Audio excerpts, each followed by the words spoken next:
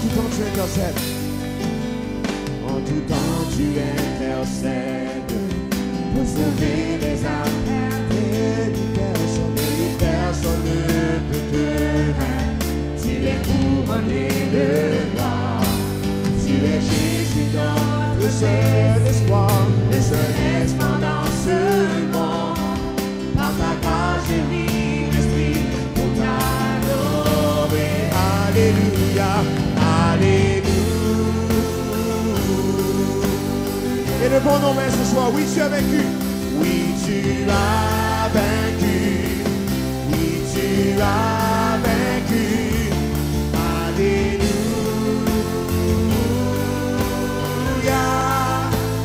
Jésus, tu as vaincu. Le monde, tout obstacle sera renversé. Toute forteresse sera ébranlée. Tu es couronné de gloire. Et tu es vainqueur. Oui, tu es vainqueur. Tout obstacle sera renversé. Toute forteresse sera ébranlée. Tu es couronné de gloire. Et tu es vainqueur. Tout obstacle, oh, tout obstacle sera renversé. Toute forteresse sera ébranlée. Tu es couronné de gloire. Et tu es vainqueur. Oui, tu es vainqueur.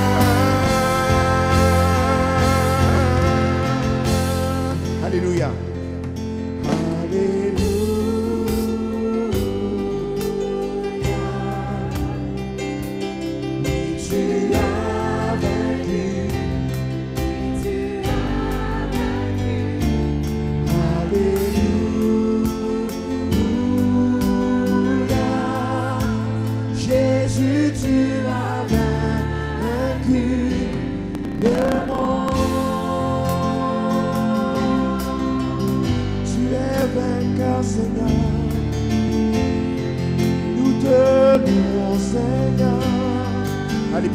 Louez-le ce soir. Tu es merveilleux, tu es victorieux. Nous te donnons la gloire.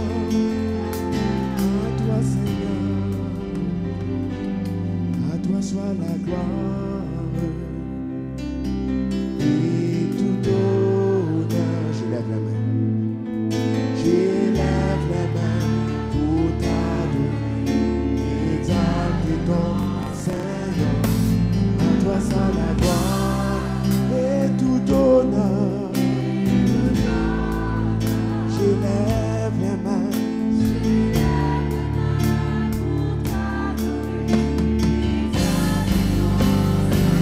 Oh, quand tu es grand et tu fais de grandes choses, il est comparable à toi.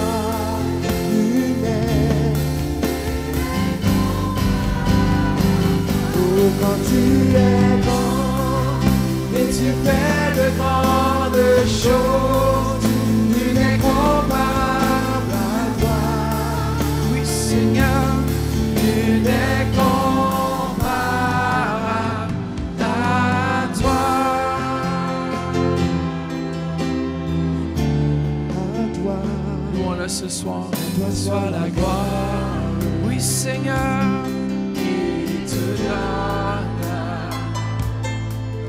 J'élève la main pour t'adorer, exalter ton sein. Donnons-lui la gloire. À toi soit la gloire. Oui, Seigneur Jésus, et tout honneur t'appartient.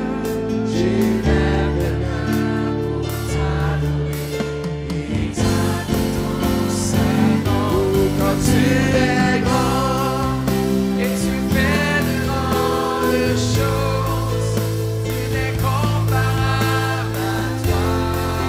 Comment louons-le ce soir? Il est comparable à toi. quand tu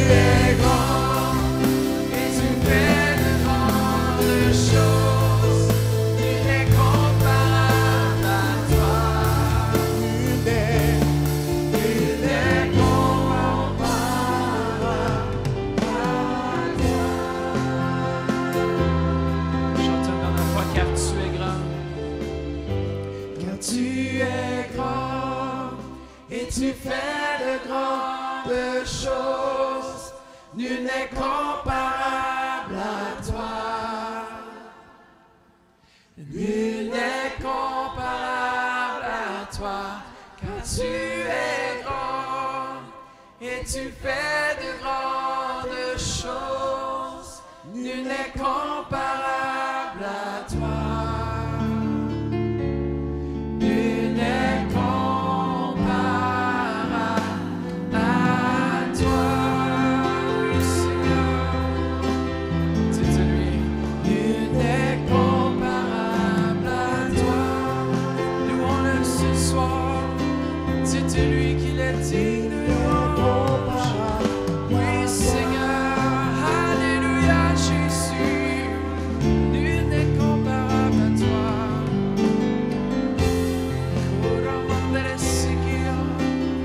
Laissez lever vos voix quelques instants. Dites-lui comment est-ce qu'il est grand ce soir. Comment est-ce qu'il est digne de louange. Remerciez-le d'avance pour ce qu'il va faire dans votre vie ce soir. Merci, Père, pour ta parole. Merci pour ton onction, Seigneur Jésus, qui brise le joug, Seigneur Jésus. Merci pour ta présence, Seigneur, dans ce lieu. Merci, Jésus. Alléluia. Amen, Seigneur Jésus. Alléluia. Tournez-vous vers quelqu'un ce soir et dites-leur, attends-toi à recevoir quelque chose ce soir. Sans plus tarder ce soir, amen. C'est un frère dans le Seigneur que j'ai connu il y a beaucoup d'années en arrière. Il est beaucoup plus vieux que moi, mais amen. Mais c'est un homme de Dieu qui a fait ses preuves partout. Puis, amen. Ils ont fait quelque chose d'extraordinaire dans l'armée canadienne. Et je veux qu'on l'accueille chaleureusement, lui et son épouse ce soir, pasteur Pierre Bergeron et son épouse Louise qui nous visite ce soir.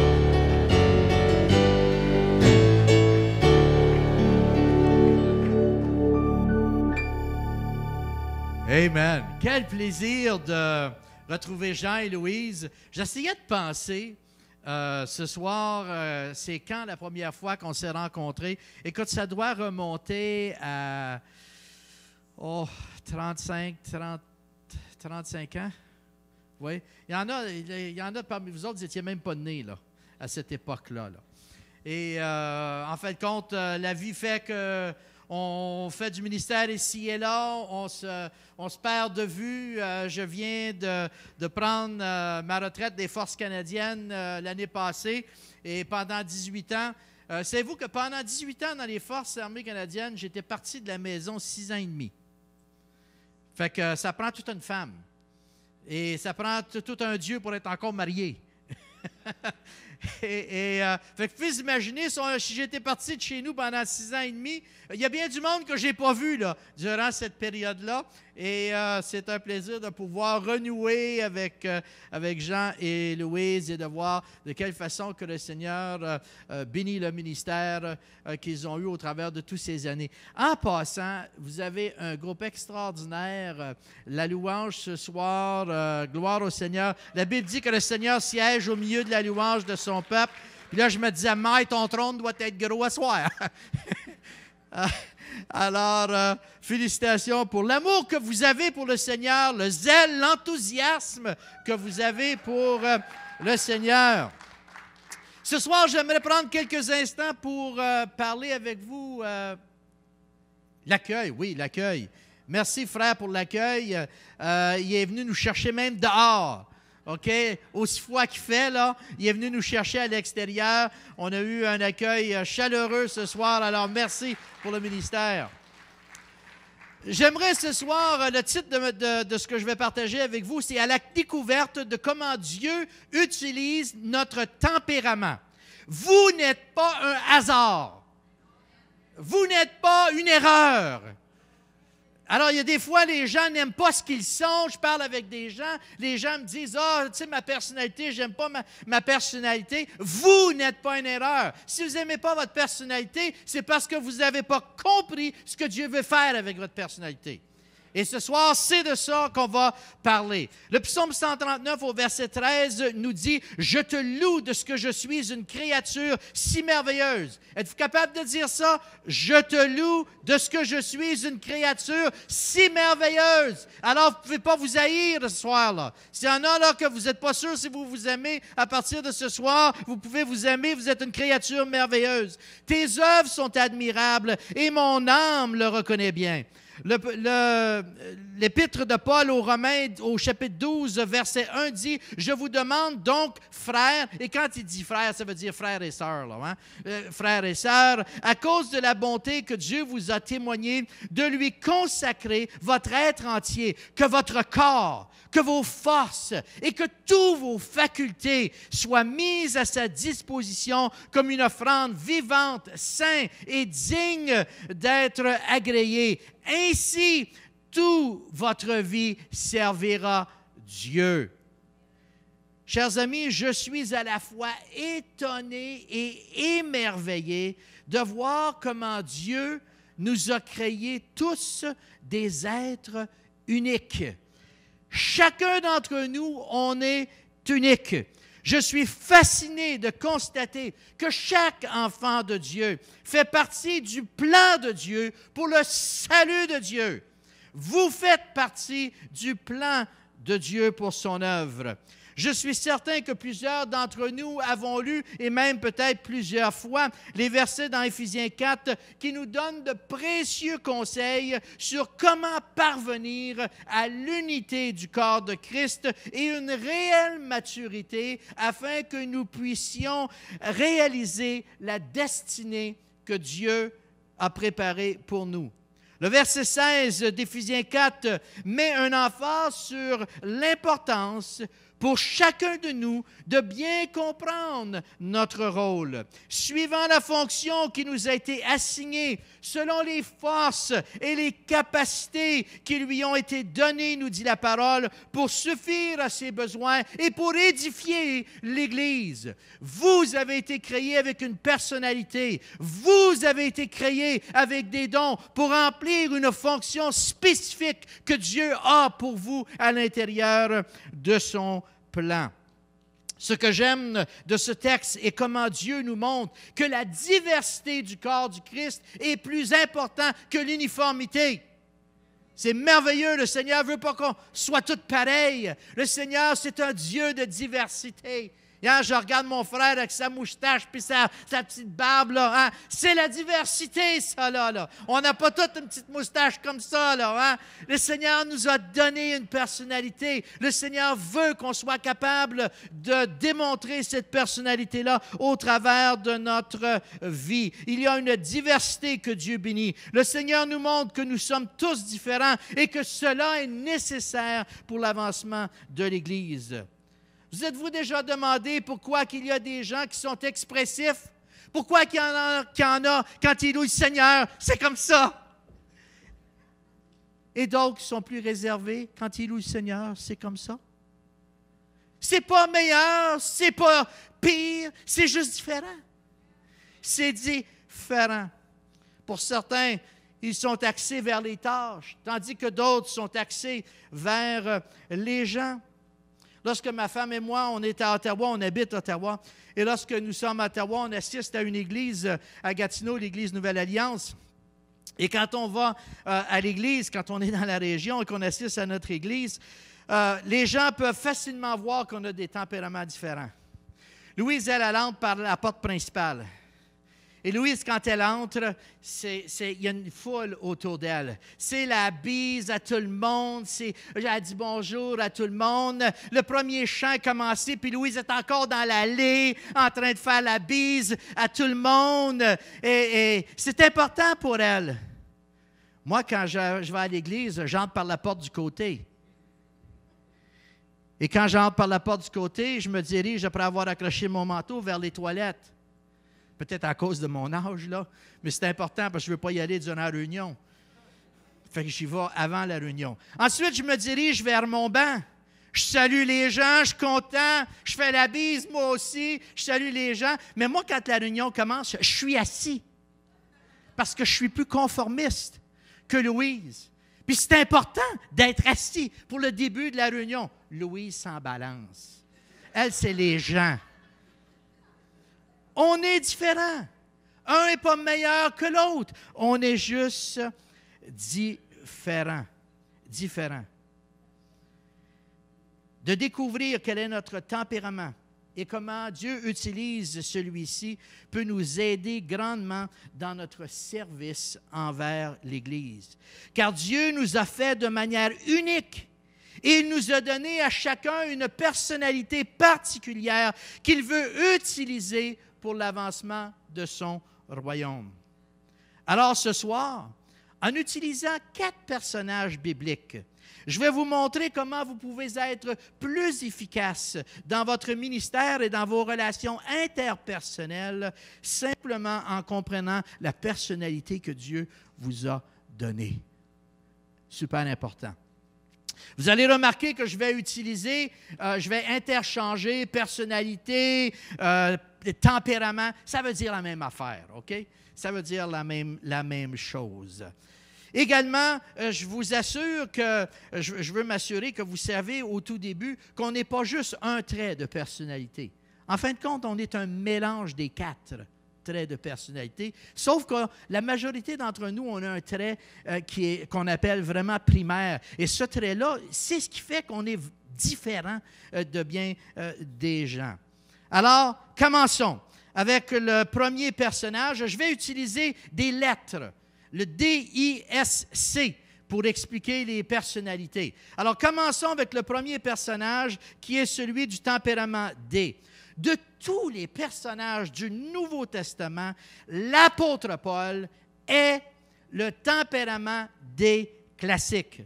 Le livre des Actes des Apôtres nous montre clairement qu'avant sa conversion, il était un homme dogmatique, dominant, déterminé, décisif et un homme d'action. Et après sa conversion, on s'aperçoit qu'il est exactement la même chose. Il n'a pas changé. Je trouve ça tellement intéressant de constater que Dieu n'a pas changé la personnalité de Paul après sa conversion. Ce qu'il a fait plutôt, c'est qu'il a aidé à Paul à maîtriser sa personnalité et de la rediriger vers des œuvres qui ont contribué à l'avancement du royaume de Dieu. Et n'est-ce pas ce que Galates chapitre 5 et Éphésiens chapitre 5 nous exhortent? C'est l'exhortation qu'on y trouve. Marchez dans l'Esprit, nous dit la parole de Dieu. Marchez selon l'Esprit afin que Dieu puisse, par son Saint-Esprit, prendre contrôle de notre vie. Avant de se convertir, Paul tuait les gens au nom de Dieu. Après qu'il s'est converti, Paul conduisait les gens à Dieu. Avant de se convertir, il argumentait concernant les écrits de Dieu. Après sa conversion, Paul a écrit la parole de Dieu. Avant sa conversion, il détruisait les églises. Après sa conversion, il implantait des églises partout où il allait. Alors, nous pouvons voir que Dieu n'a pas changé la personnalité de Paul. Il est demeuré un homme d'action. Le Seigneur a simplement pris contrôle de sa personnalité.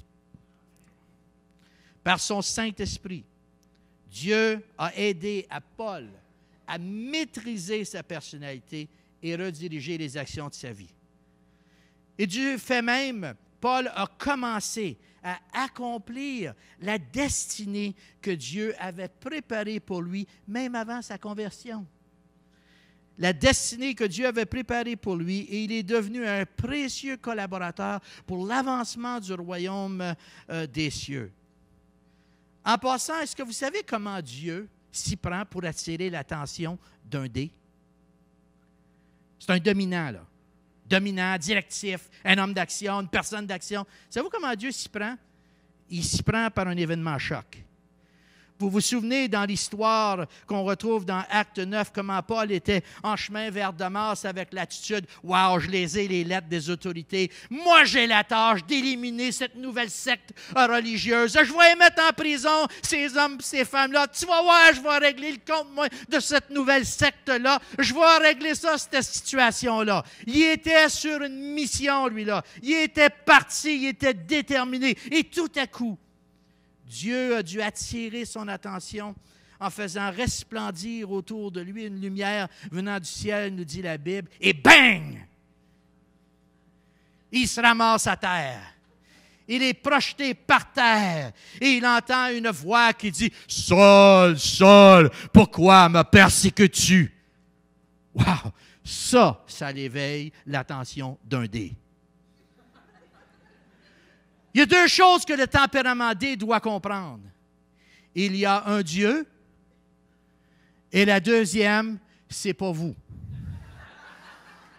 Et Paul avait besoin de saisir ça. Il y a un Dieu et c'est pas toi.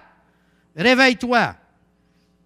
C'est hallucinant de voir tout ce que Paul a fait pour la cause de Christ quand l'Esprit Saint a pris contrôle de sa vie et de son tempérament et qu'il a évangélisé, la Bible nous dit, la Syrie, la Cilicie, Chypre en Asie, la Macédoine, l'Italie. Il a passé avant votre émission, c'est de valeur, là. L'Italie et plusieurs pays de l'Europe. Car le tempérament D, c'est un visionnaire, c'est un fonceur, c'est un bâtisseur. En bon québécois, on dirait c'est un faiseur. Vous souvenez-vous du récit dans les Actes des Apôtres où les autorités décident d'arrêter Paul et de prêcher en le jetant en prison? Eux autres, ils ont dit, tu vas voir, on va mettre fin à son ministère, on va te l'accrocher le gobe, on va te le mettre en prison. Voici comment un dé pense. Paul dit à ces geôliers, étant donné que je suis en prison, que je peux aller nulle part, moi, là. Je ne peux pas aller nulle part, même des fois, je suis enchaîné à côté de mes gardes, là. Pensez-vous que je pourrais avoir un petit peu de papier et un crayon? J'aimerais ça écrire une lettre à mes chums. Les geôliers ont dit, pas de problème, que c'est quelle sorte de tort qu'il peut faire avec un peu de papier et une plume. Paul a écrit presque tout le Nouveau Testament pendant qu'il était en prison. D'ailleurs, c'est probablement la raison pour laquelle il était en prison. C'était tellement un faiseur, le gars, que c'était la seule manière que Dieu pouvait l'arrêter pour qu'il puisse se donner à écrire ses épîtres.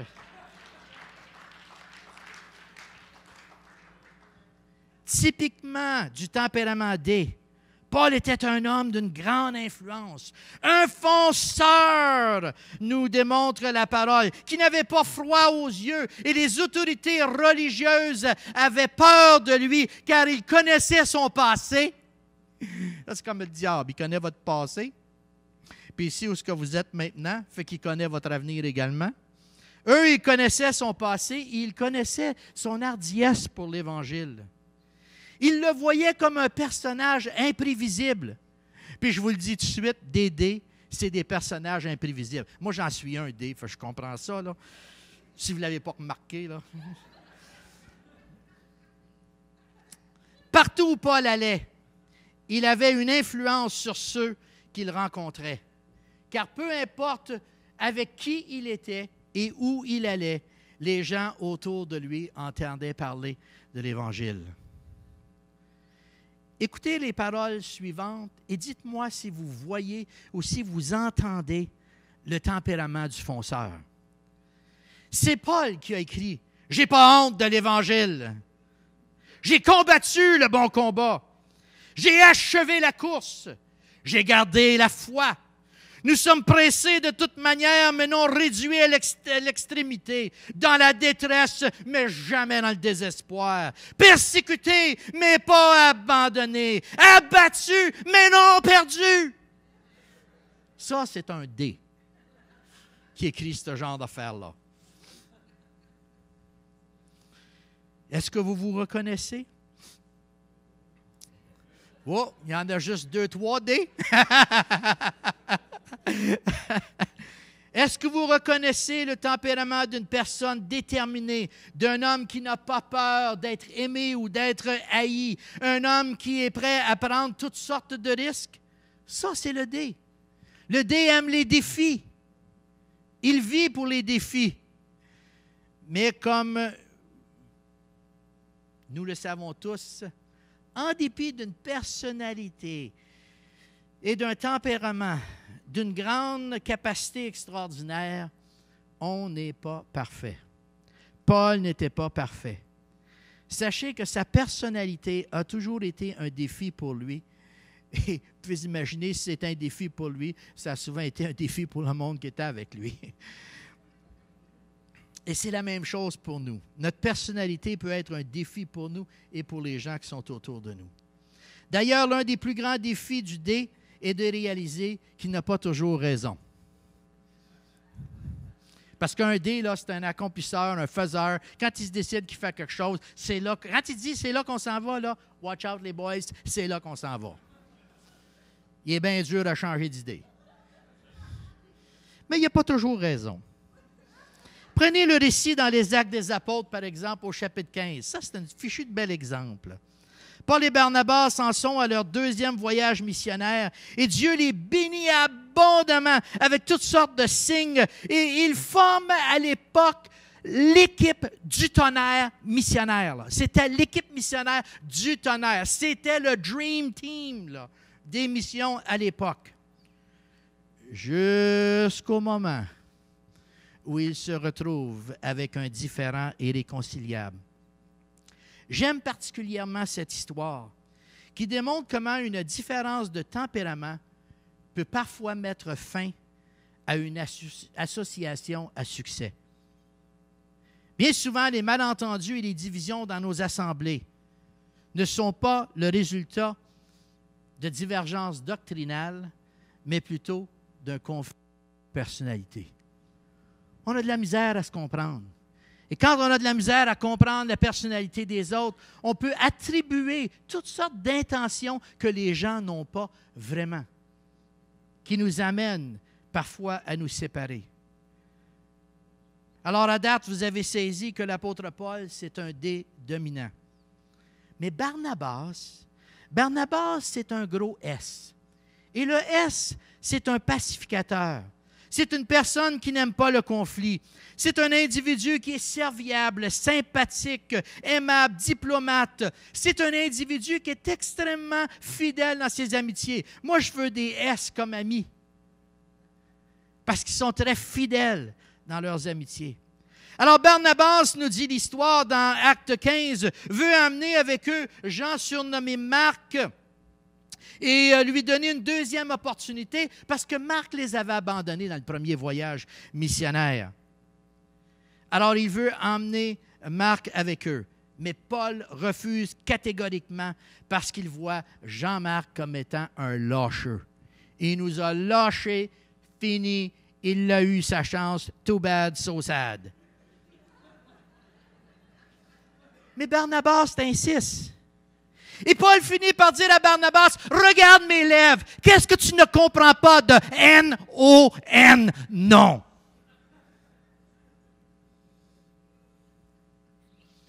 Paul, le tempérament D, un gars d'action, focalisé sur la tâche.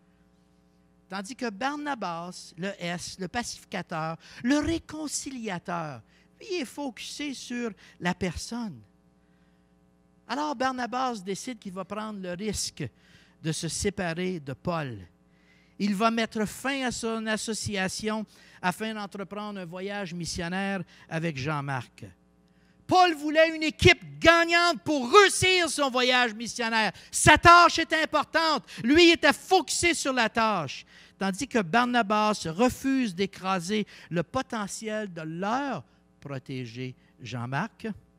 Paul avait oublié que c'était aussi le sien, son protégé. Car Barnabas, pour Barnabas, l'avenir de Jean-Marc, en dépit de ses erreurs, son progrès dans la foi et dans le ministère est plus important que de plaire à Paul et de continuer à faire du ministère avec son partenaire d'équipe du tonnerre. La cause de leur séparation n'était pas un combat spirituel. La cause de leur séparation, ce n'était pas une attaque du diable. Ce n'était même pas une fausse doctrine. Ce qui a mis fin à la meilleure équipe missionnaire de l'époque était une divergence d'opinion due à leur interprétation de ce qu'ils percevaient comme étant les faits. Nous pouvons parfois être tellement focalisés sur notre perception des choses que nous en devenons aveugles dans notre jugement. En passant, je crois que Paul était impulsif, entêté même. Ça, c'est typique du dé.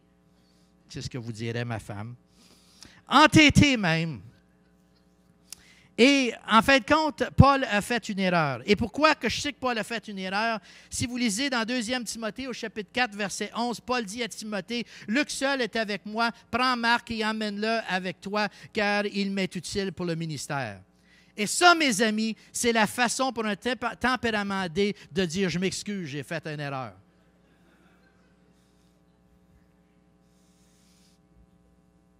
C'est dur pour un D de dire « J'ai fait une erreur. » Vous allez être d'accord avec moi que ce n'est pas toujours facile d'être avec un tempérament comme le sien. Vous allez être d'accord avec moi que ce n'est pas tout le monde qui sont à l'aise à travailler avec une personnalité comme celle de l'apôtre Paul. Parce qu'il est intimidant. Des fois, les dés, on est intimidant et on ne sait même pas. Des fois, ma femme elle me dit « Tu as l'air choqué. » Je ne suis pas choqué. Tu as l'air choqué. Je ne suis pas choqué. Tu as l'air choqué. Arrête de m'en parler parce que je vais me choquer.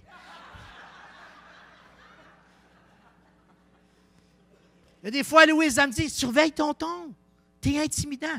Comment je ne suis pas intimidant? Je suis juste en train de leur parler. Non, tu es intimidant. Et des fois, le dé, dans sa personnalité, il peut être intimidant. Paul est intimidant. Mais nous devons tous être reconnaissant pour l'impact que Paul a eu dans l'Église primitive et l'évangélisation du monde connu de l'époque. Quel ministère! Dieu s'est servi de sa personnalité. Il n'y en a pas un autre qui a fait ce que Paul a fait. Dieu s'est servi de sa personnalité pour être un puissant prédicateur de l'Évangile et d'évangéliser le monde. Un grand ministère.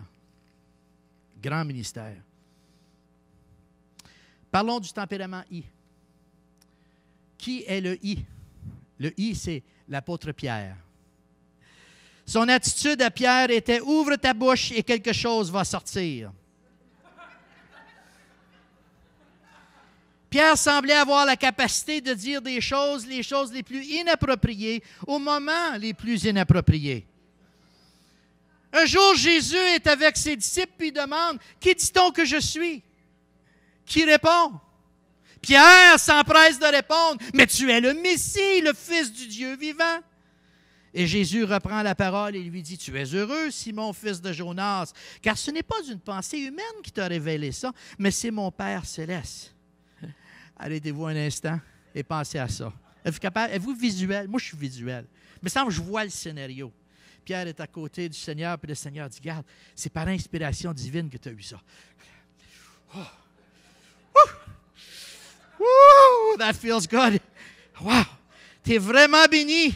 C'est pas par une compréhension humaine que tu as dit ça, mais c'est mon Père Céleste qui te l'a inspiré. Pierre devait se sentir vraiment spécial.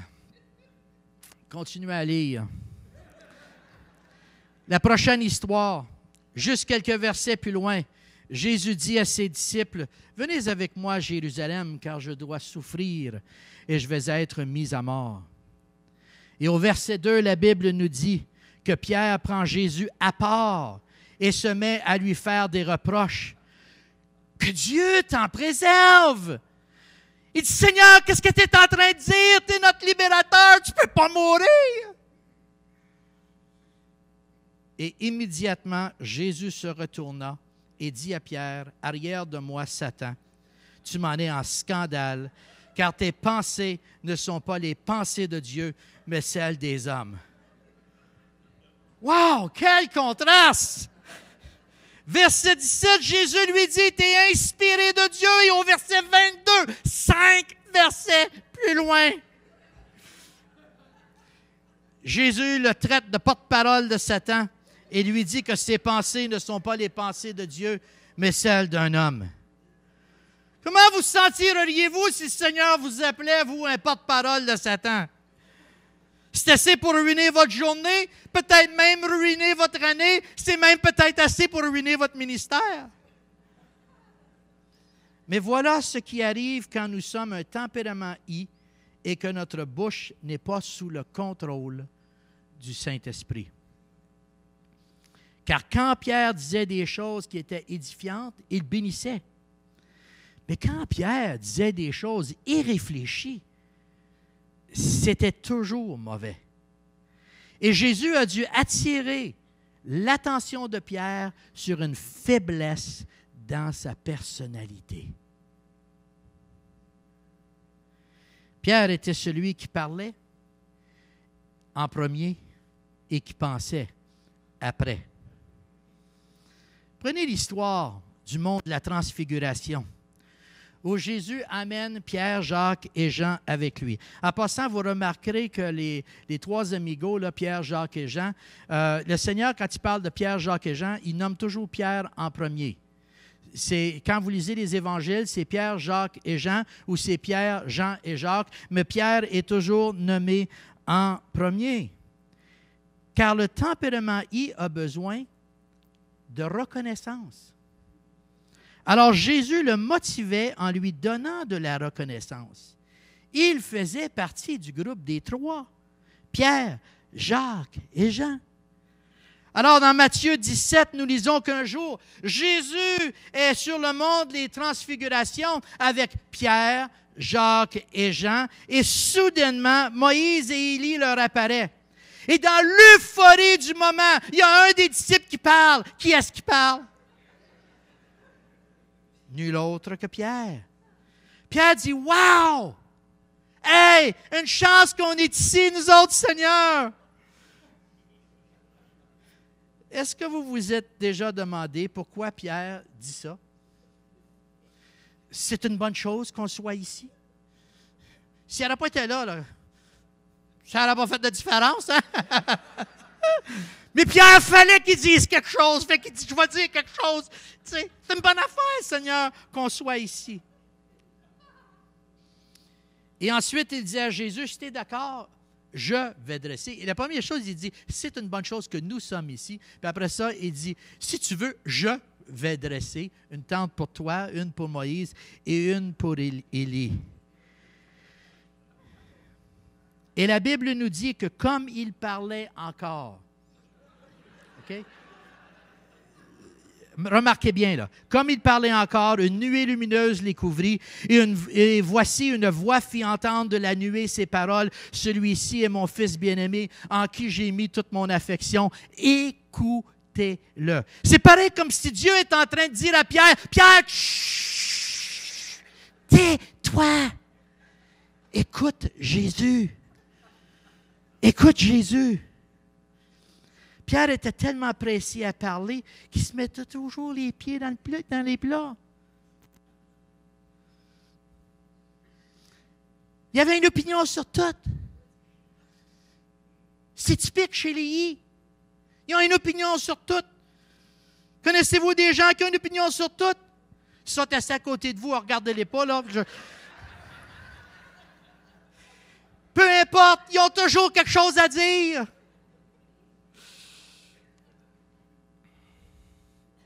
Je vous le dis tout de suite, il ne faut pas s'irriter avec eux. C'est tout simplement parce que c'est des tempéraments I. Dans Luc 22, nous avons le récit où Jésus célèbre la dernière Pâque avec ses disciples. Et au verset 31, nous lisons que Jésus prend Pierre et lui dit, « Pierre, méfie-toi, car Satan a demandé le droit de vous passer tous au crible comme on secoue le blé pour le séparer de la paille. Et cela lui a été accordé. » Et dans la version Sommeur, ça continue en disant, « Mais moi, j'ai prié pour toi, pour que tu ne perdes pas la foi. » Il dit à Pierre, « J'ai prié pour que tu perdes la foi. » Et toi, le jour où tu seras revenu sur le bon chemin, sois le soutien de tes frères, fortifie-les dans la foi. » Et Pierre s'empresse de répondre à Jésus, « Moi, perdre la foi? Mais jamais! Seigneur, c'est moi, Pierre! Je vais te suivre partout où tu vas! Je suis prêt à faire tout ce qu'il faut pour te suivre. Je vais t'être fidèle, tu vas voir. Je suis même prêt à aller en prison. Je suis prêt à mourir s'il faut. »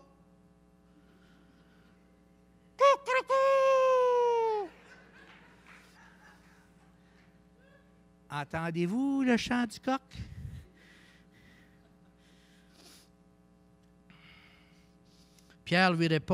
Jésus lui répond, « Pierre, aujourd'hui même, avant que le coq ait fini de chanter, 3 fois déjà tu auras déclaré que tu ne me connais pas. » Vous voyez, les tempéraments I sont très préoccupés de leur popularité. Les I sont très préoccupés de leur image, sont très préoccupés de leur popularité. Contraire aux D, ils ont besoin de reconnaissance et d'approbation. Ils aiment les relations amicales. Ils aiment se retrouver dans les bonnes grâces des gens. Et quand quelqu'un commence à se moquer d'eux, ils se renferment sur eux-mêmes. Et après l'arrestation, Pierre suit la foule. Après l'arrestation de Jésus, Pierre suit la foule, nous dit la parole, au loin. Et lorsque les gens commencent à le reconnaître comme étant l'un des disciples de Jésus, qu'est-ce qu'il fait? Il nie, la Bible dit, il va même jusqu'à jurer qu'il ne connaît pas Jésus. 1 fois, 2 fois, 3 fois, il renie le Christ et le coq chante.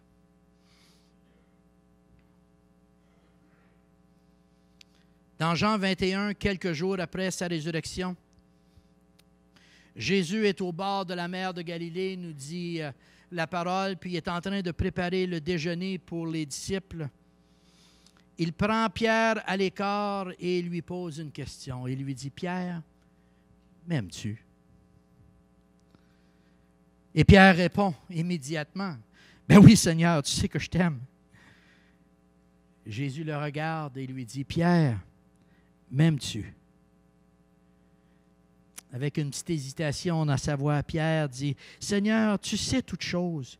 Tu sais que je t'aime. » Et le Seigneur regarde Pierre une 3e fois et lui dit, « Pierre, m'aimes-tu? » Et au verset 17, la Bible nous dit que Pierre était peiné de voir que Jésus lui demande 3 fois, « Pierre, m'aimes-tu? » Maintenant, si vous lisez des commentaires bibliques, je sais que les commentaires bibliques vont vous dire que Jésus a demandé à Pierre 3 fois, « M'aimes-tu? » parce que Pierre avait renié Jésus 3 fois. Et que le Seigneur voulait le restaurer. Moi, je vais vous offrir une autre hypothèse. Se pourrait-il que Jésus savait que Pierre était du tempérament I et que les I ont de la difficulté à écouter? Ils sont tellement pressés à parler qu'ils sont en train de penser à comment ils vont vous répondre avant même que vous leur posiez la question. Ils ont de la difficulté à écouter. Se pourrait-il que Jésus savait que les I sont distraits et ont de la difficulté à entendre ce que l'on dit? Vous savez, le Seigneur est patient avec nous. Le Seigneur est patient avec nous et il veut utiliser notre personnalité, notre tempérament. Il veut utiliser nos dons et il va être patient avec nous pour nous faire comprendre les lacunes, les changements qu'on a besoin de faire. Alors, il a dû répéter 3 fois pour s'assurer que Pierre avait bel et bien compris ce qui était en train de se passer dans son cœur. Qu'est-ce que le Seigneur a choisi le jour de la Pentecôte pour présenter à la foule le message du salut? Le Seigneur s'est dit, j'ai besoin de quelqu'un qui est à l'aise pour parler en public. Qui est-ce qu'il a choisi? Il a choisi l'apôtre Pierre. Et Pierre s'est levé pour prêcher et la Bible nous dit que des milliers ont répondu à l'appel. Et ce fut une opportunité pour démontrer Qu'est-ce qui arrive lorsqu'un I est sous le contrôle du Saint-Esprit et comment Dieu peut l'utiliser pour l'avancement de son royaume?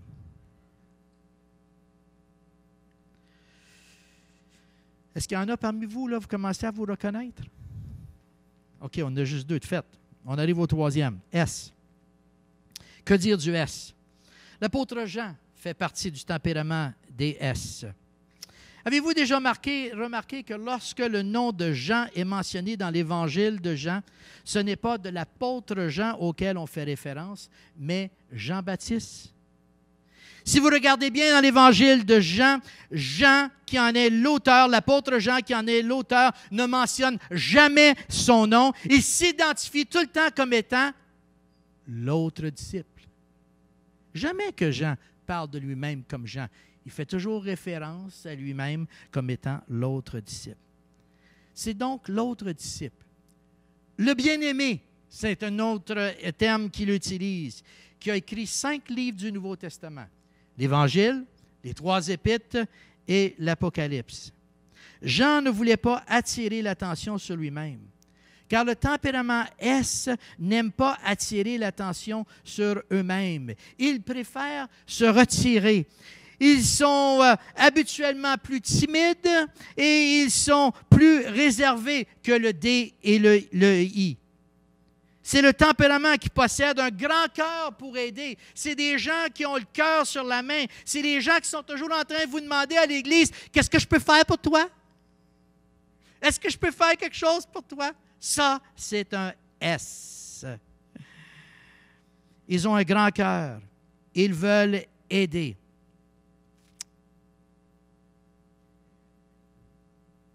Mais ils préfèrent rester dans l'ombre.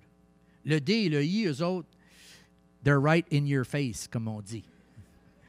Mais le S préfère rester dans l'ombre. Il ne s'avance pas. En passant, pouvez-vous deviner quel était le tempérament de Jean-Baptiste? Quelle sorte de tempérament porte un vêtement de poils de chameau avec une ceinture de cuir autour des reins et qui se nourrit de sauterelles et de miel sauvage? Quelle sorte de tempérament se présente devant son roi et le traite d'adultère parce qu'il couche avec la femme de son frère? Pouvez-vous deviner? Eh bien oui, c'est un D. Un fonceur, un gars qui pouvait vous regarder dans le blanc des yeux et vous dire toute la vérité, tout ce qu'il pensait. D'ailleurs, il en a perdu la tête car il s'est fait décapiter par le roi Hérode. Mais j'avais l'attitude, moi j'ai réussi ma job comme prophète. J'y ai dit. Ça, c'est un D. Oh, mais l'apôtre Jean était d'un tempérament totalement à l'opposé. L'apôtre Jean, c'était celui qui était l'ami de tous. Il aimait tout le monde. Il était aidant, il était coopératif. Il y a une autre histoire dans Jean 19, au verset 25 à 27, qui nous montre que Jésus connaissait très bien la personnalité de ses disciples. Le voilà crucifié sur le point de mourir et le texte nous dit, près de la croix de Jésus se tenait sa mère et la sœur de sa mère, Marie, femme de Clopas et Marie de Magdala. Jésus, voyant sa mère et auprès d'elle le disciple qu'il aimait, dit à sa mère, « Femme, voilà ton fils. » Puis il dit au disciple, « Voilà ta mère. » Et dès ce moment, le disciple l'a pris chez lui. Qui est-ce que Jésus a choisi pour prendre soin de sa mère? L'apôtre Pierre? Non. Pierre l'a oublié à la réunion de prière.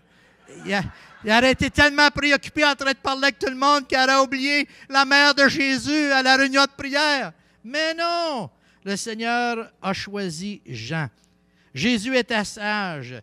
Il savait très bien que Jean était fiable, aimable, serviable et sensible et qu'il prendrait bien soin de sa mère. On arrive au dernier tempérament. Le dernier tempérament que je vais vous présenter, c'est le C. Et qui est le C dans la Bible? Wow! Nul autre que Thomas. Dans Acte 20, lorsque les disciples disent à Thomas, « Tu devineras jamais qui on a vu aujourd'hui, on a vu Jésus! » Thomas dit, ah, ah. Tu veux dire celui qu'on a suivi pendant 3 ans? Celui qui s'est fait clouer sur la croix, les mains, les pieds, dont le côté a été percé, qu'on l'a vu mourir au bout de son sang, qu'on a enseveli dans un tombeau, qu'on a roulé une grosse pierre. Tu veux dire que vous l'avez vu? Ah, ah, ah, ah. Si je ne vois pas les marques des clous dans ses mains et dans ses pieds, et si je ne mets pas ma main dans son côté, devinez, je n'y croirai pas. Ça, c'est un C typique, classique.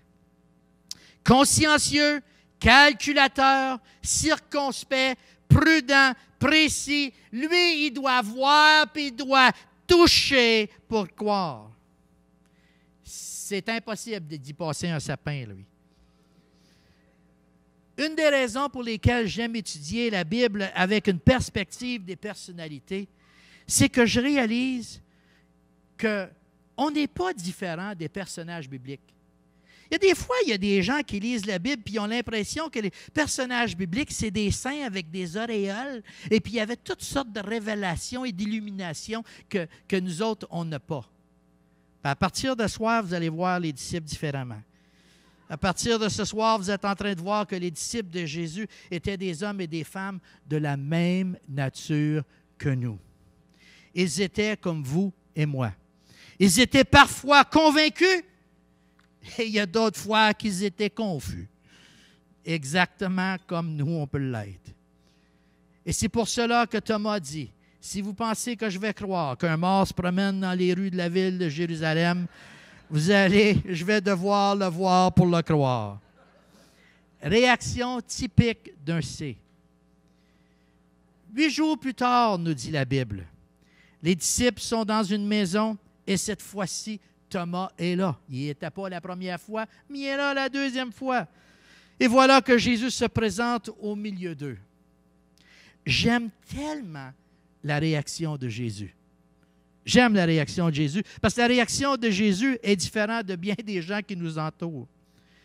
Jésus ne l'a pas interpellé en lui disant, « Thomas, là, sais-tu, je suis vraiment attristé. Tu m'as fait vraiment de la peine. Je suis déçu avec toi parce que quand tes amis t'ont dit qu'ils m'ont vu, là, tu ne les as pas cru. »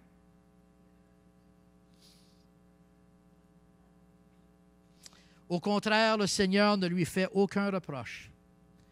Le Seigneur n'y parle même pas de ce moment-là. Le Seigneur, connaissant la personnalité de Thomas et sachant que les tempéraments C ont besoin des réponses de qualité, Jésus a simplement dit à Thomas, « Thomas, viens ici. Viens ici. Mets ta main là, là. Est-ce que tu sens le trou? Amène ta main. Mets ta main là, là. Est-ce que tu sens le trou? OK. Arrête d'être incrédule maintenant et crois. » Le cœur de Thomas devait battre à toute allure quand il réalise qu'il est véritablement dans la présence du Jésus ressuscité. La Bible nous dit que Thomas dit « Mon Seigneur et mon Dieu ». Et Dieu lui dit « Parce que tu m'as vu, tu as cru, heureux ceux qui croient sans avoir vu. » Maintenant, personnellement, moi, je suis tellement content qu'il y avait un C dans le groupe, qui a questionné pour s'assurer que l'information était bonne. Si ça avait été Pierre qui aurait dit quelque chose comme ça, des fois, un I étire la vérité. Hein? Mais le C, lui, va vérifier toute l'information. Le tempérament C cherche l'exactitude et la précision. Chers amis, Jésus connaît nos personnalités. Il travaille avec nous et en nous en fonction de celle-ci. Vous souvenez-vous de l'histoire dans Matthieu chapitre 14, les versets 22 et 31, où les disciples sont sur la mer de Galilée, au milieu de la mer, les flots, ça bat contre le bateau se promène à gauche et à droite. Et là, tout d'un coup, quelqu'un marche sur l'eau. La Bible dit quand les disciples le virent marcher sur l'eau, ils furent pris de panique. Moi, c'est incroyable le nombre de fois que les disciples ont eu peur. Quand vous lisez l'Évangile, je ne sais pas combien de fois qu'on voit qu'ils ont eu peur. Ils sont pris de panique. C'est un fantôme, ils disent. Et dans leur frayeur, ils poussent des cris. Et Jésus leur dit aussitôt, les gars, rassurez-vous, c'est moi, n'ayez pas peur. La seule personne qui a osé parler dans ce moment stressant comme celui-là, c'était qui? Pierre. Pierre dit, c'est bien toi, Seigneur, ordonne que je vienne te rejoindre sur l'eau. Il n'y a aucun autre disciple qui a osé ouvrir la bouche pour dire quoi que ce soit. Mais Pierre dit, Seigneur, si c'est toi, je vais y aller. Et le Seigneur lui dit, viens-t'en, mon Pierre. Qu'est-ce que vous pensez que Thomas faisait, lui? Thomas était probablement assis à l'arrière du bateau en train de se dire « Ça ne marchera pas, ça ne marchera pas, ça ne marchera pas. » J'ai aucune idée comment Jésus l'a fait, mais Pierre va le faire encore moins. Savez-vous ce que les C ont besoin? On parle d'extrême, hein?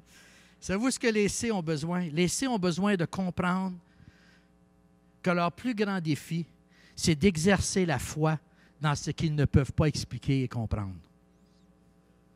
Wow! Si vous avez un projet de construction, le C, c'est celui qui va avoir toutes les questions. C'est donc dur d'exercer la foi dans quelque chose qu'on ne comprend pas ou qu'on ne peut pas expliquer. Oh my! Mais vous savez, ils ne font pas ça parce qu'ils manquent d'amour pour le Seigneur. Ils ne font pas ça parce qu'ils manquent de consécration. C'est simplement leur façon de voir et de comprendre la vie. Donc, il faut faire attention. Personnellement, je suis content qu'il y a des C dans l'Église. Parce que les enseignants, habituellement, c'est des C. Il y a seulement qu'eux qui ont la patience d'approfondir les Saintes Écritures et d'écrire les commentaires bibliques. Moi, je n'ai pas la patience, je vous le dis. L'évangéliste non plus. Ce n'est pas les D comme moi ou les I comme bien des évangélistes qui ont transcrit les manuscrits des textes sacrés dans les premiers siècles qui nous permettent d'avoir la Bible aujourd'hui. C'est plutôt le tempérament C qui est organisé, compétent, logique, précis, droit, consciencieux, méticuleux, qui a voulu s'assurer que chaque lettre était reproduite exactement comme l'original. OK? Fait qu'avant de mettre les C dehors de l'Église, là, ils ont leur place dans l'Église. OK? Les C, là, on vous rassure, là, vous avez votre place. On a besoin de vous. Surtout les D comme moi. J'espère que vous comprenez que l'Église a besoin de toutes les personnalités. Il n'y en a pas une de meilleure, sont simplement différentes. Et je veux terminer avec un exemple pour vous montrer comment, lorsque nous comprenons la personnalité des gens avec qui nous exerçons un ministère, nous pouvons être tellement plus efficaces dans notre ministère. Je vous amène dans Jean chapitre 11, le récit où Jésus apprend la mort de son ami Lazare. Il se dirige vers la ville où est Lazare et la famille. Et la parole de Dieu nous dit que Marthe est la première à l'accueillir. Et Marthe lui dit, « Seigneur, Seigneur, si tu avais été ici, mon frère ne serait pas mort. » Qui est Marthe? Marthe, c'est une C, axée sur les tâches. Marthe, c'est celle qui s'est plainte que sa sœur ne voulait pas lui aider à préparer le souper quand Jésus était les visiter. OK? Elle, ce n'est pas les relations qui est important, c'est la tâche cérébrale. Donc, Marie est axée vers les tâches et elle aime les réponses de qualité. Alors, Jésus la regarde et lui dit, « Marthe, Marthe, je suis la résurrection et la vie. Celui qui place toute sa confiance en moi vivra. De quoi tu t'inquiètes? » Pour lui aider dans son deuil, le Seigneur s'adresse à sa logique, à la partie cérébrale.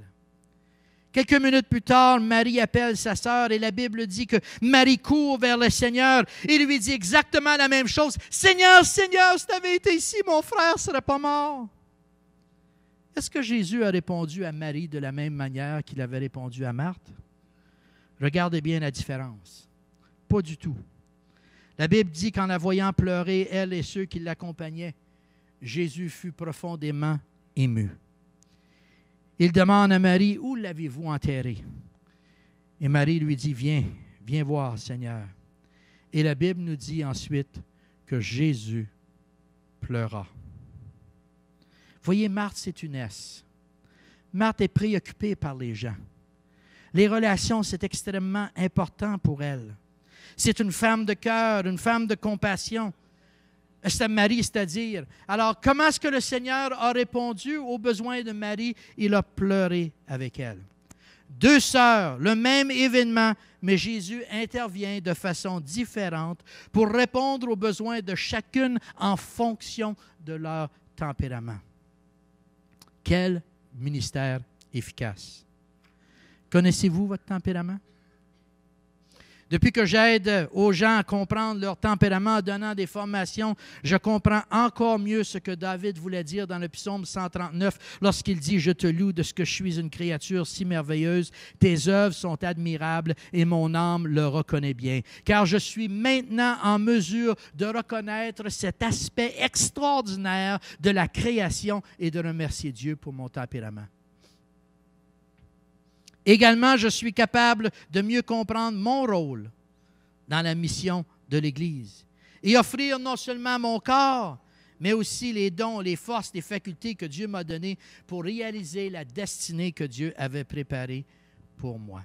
Alors, je vous laisse avec cette question. Êtes-vous capable de discerner votre tempérament et celui des gens avec lesquels vous faites du ministère? Si oui, vous aurez de meilleures relations interpersonnelles. Vous serez un meilleur mari, un meilleur conjointe, parce que ça s'applique à votre famille, à vos relations de couple.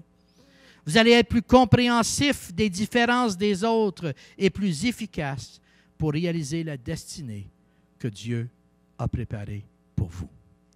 Seigneur Dieu, nous te rendons grâce parce que tu n'as pas fait d'erreur avec nous. Ce n'est pas un hasard qu'on ait la personnalité qu'on a. Ce n'est pas une erreur non plus de la nature. C'est toi qui as permis que nous soyons ce que nous sommes. Et nous voulons te remercier, Seigneur, parce que toi, tu es capable de prendre cette personnalité et sous le contrôle du Saint-Esprit, l'utiliser d'une manière puissante pour remplir ton plan divin pour le salut de l'humanité.